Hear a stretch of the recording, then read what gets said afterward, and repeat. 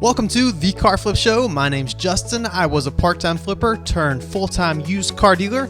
This show is all about teaching you how to buy and sell cars for profit. Thanks so much for listening. Let's get into the episode.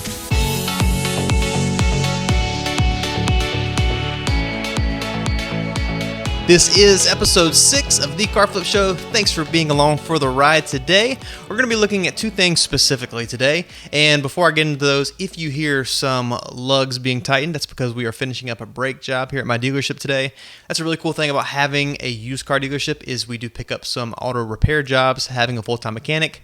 It's nice adding an extra few $100s a week, sometimes upwards of that, to the bottom line. So a lot of times my mechanic's salary is paid just by jobs that I take in. So for example, one day's worth of retail jobs and me taking in jobs off the street could pay for his entire week's salary. So that's a cool thing about having a used car dealership. But if you hear some noise in the background, that's us finishing up a brake job on a 2007 Jeep Commander.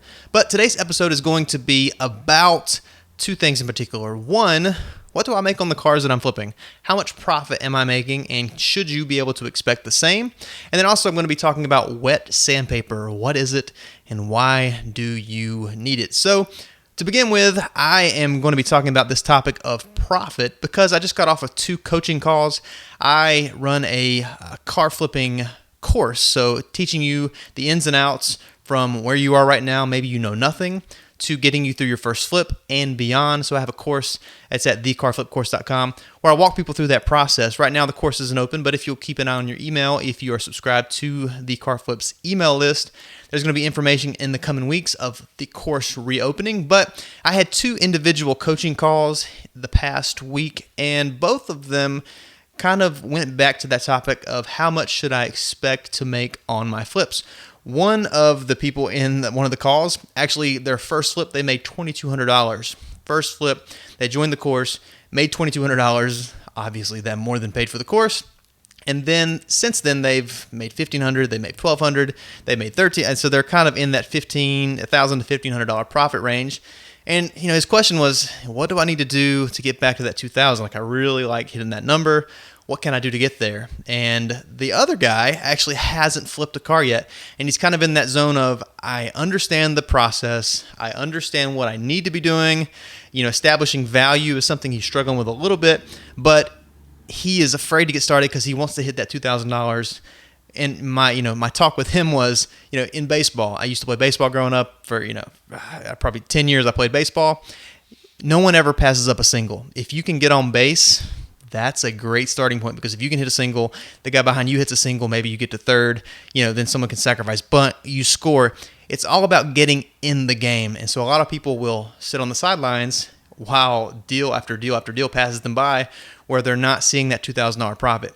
If you can make $700, if you can make $1,200, that's a good start. My first coaching call made $2,200 first flip. That's amazing, but that's not always going to happen. So how much do I make on my flips? It's a question I get asked a ton.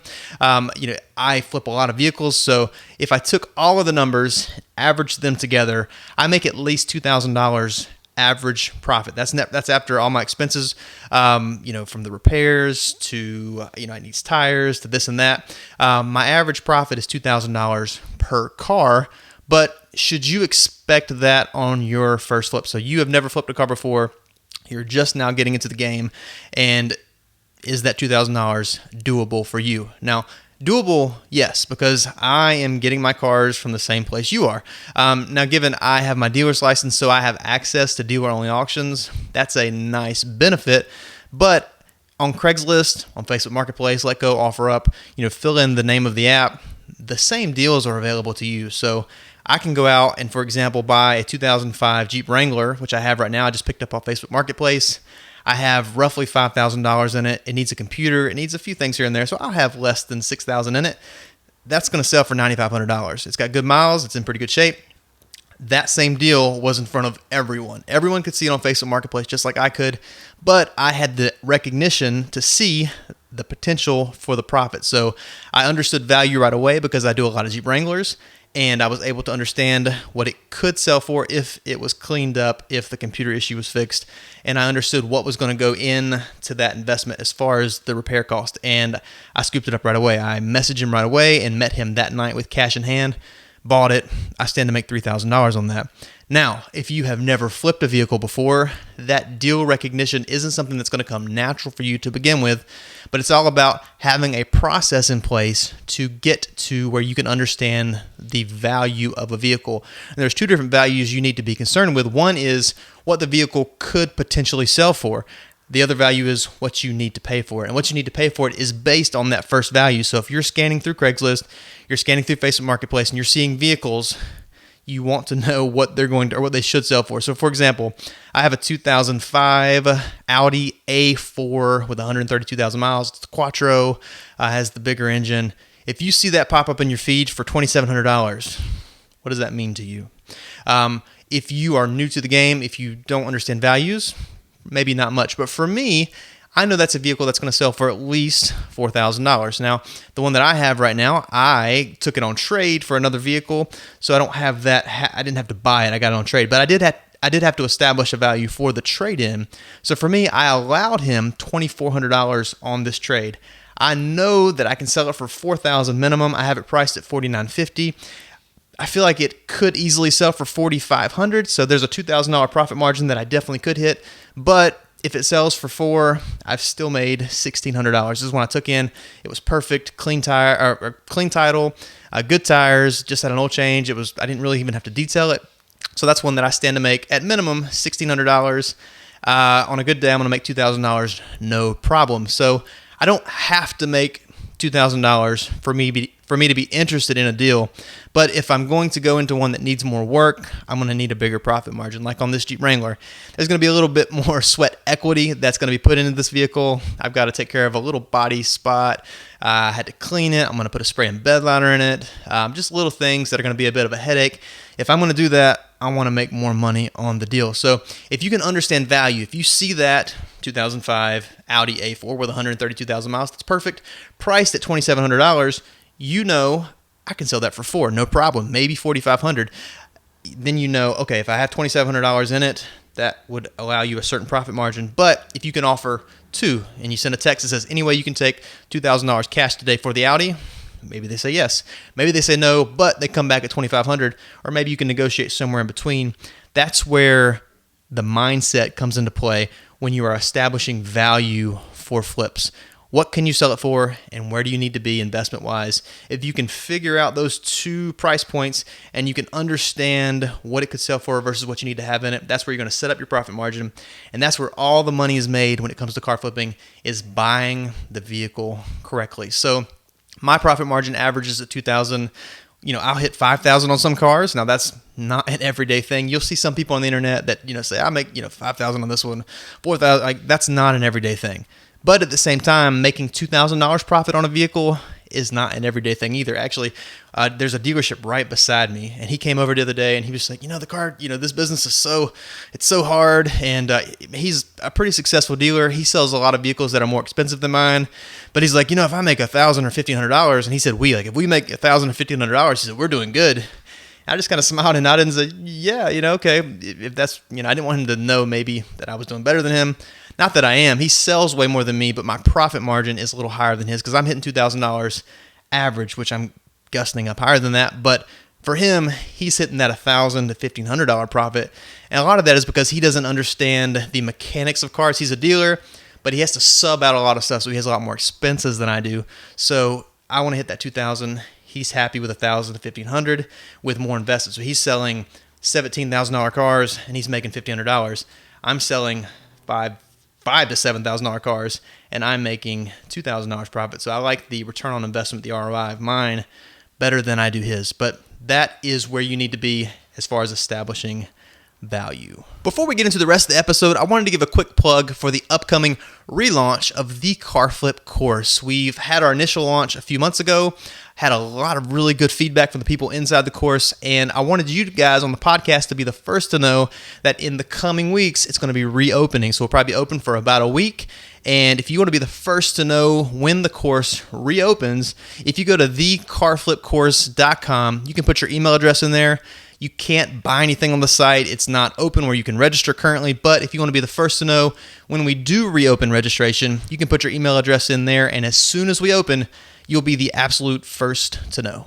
Earlier, I mentioned we were going to talk about wet sandpaper. We're going to talk about what it is and why you potentially would need it. I actually have some in my hand right now. This is a pack that I bought off of Amazon. This is an 85-piece pack of 400 grit to 3,000 grit. When it comes to sandpaper, the lower the grit, the more coarse it is. The higher the grit, the more of a fine texture it would be. The first time I actually used wet sandpaper was back, I think I was in high school still, so I forget exactly when that would have been, but I think I was like my senior year.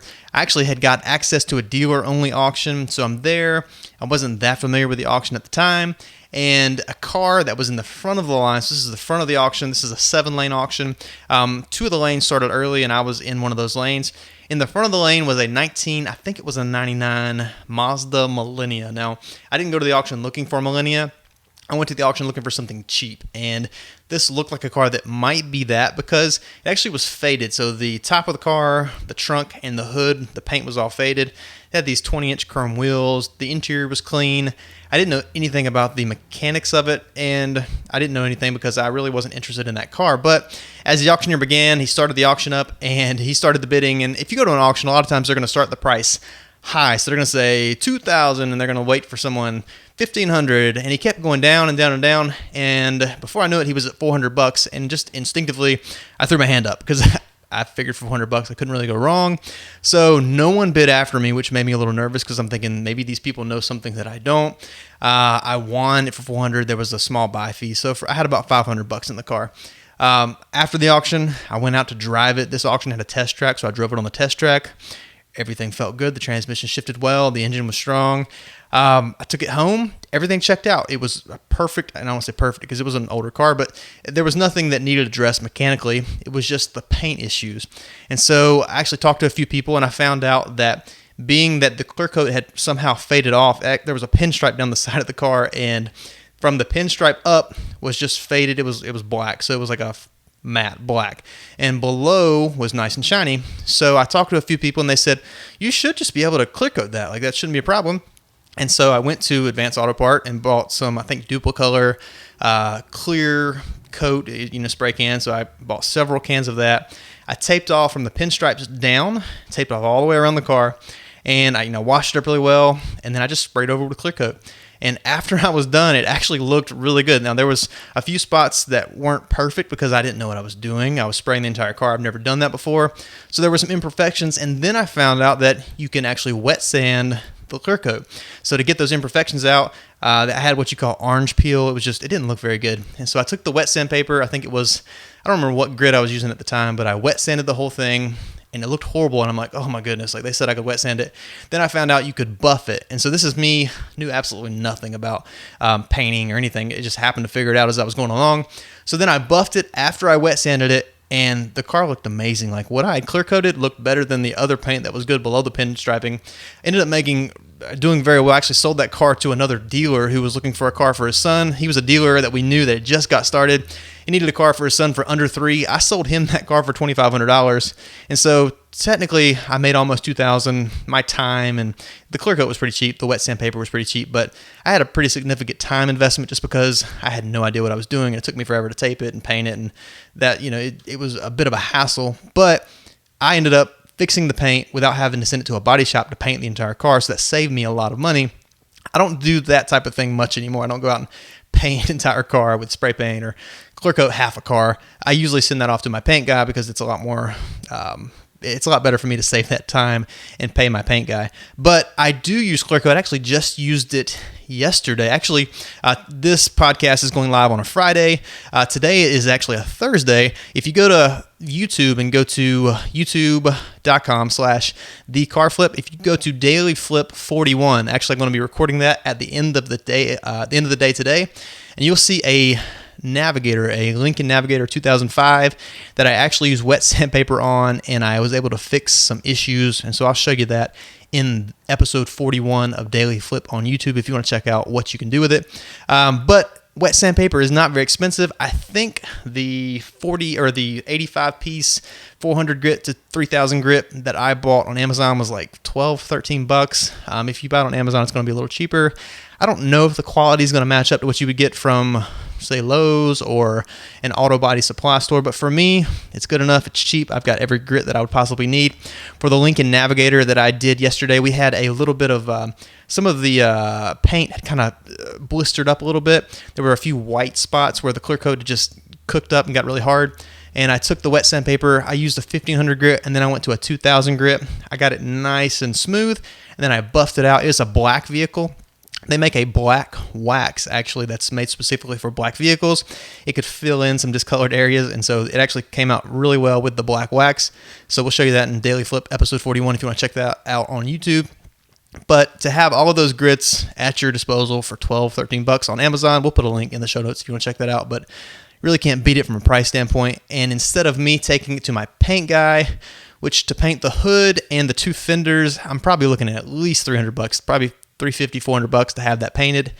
I made it to where it wasn't something that's going to catch the eye. So if you check out that episode of the Daily Flip, you'll see that it's not perfect. I mean, if you know it's there, you might see it. And if the sun catches it the right way, it might catch your eye. But it's good enough when someone's looking at the car that it's not going to be an issue. There's not going to be something they're going to see and think, oh my goodness, this car needs painted.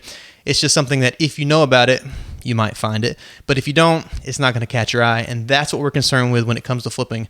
We're not going to recondition every car to brand new condition, but we want to make things as, make the car as presentable as possible. We don't want things to stick out to grab people's eye, and that's what I was able to take care of using the wet sandpaper. So I hope that's helpful. That might be something you can throw in your tool bag to have ready when you do encounter those small paint issues. If you have small scratches that haven't gone all the way through the paint, just the clear coat, you can wet sand those out and then buff them with some rubbing compound, and just you can get a cheap buffer from Harbor Freight or something like that.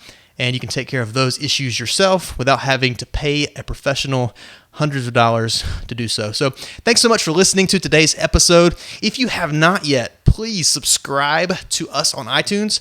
I actually found out something new at a conference last week, a podcasting conference. If you have your Siri-enabled iPhone and you tell Siri to subscribe to The Car Flip Show by Justin Carper, she'll actually do it. It's a new feature Apple just added, so try that out. Let me know if it works. Otherwise, I will see you guys in episode number 7.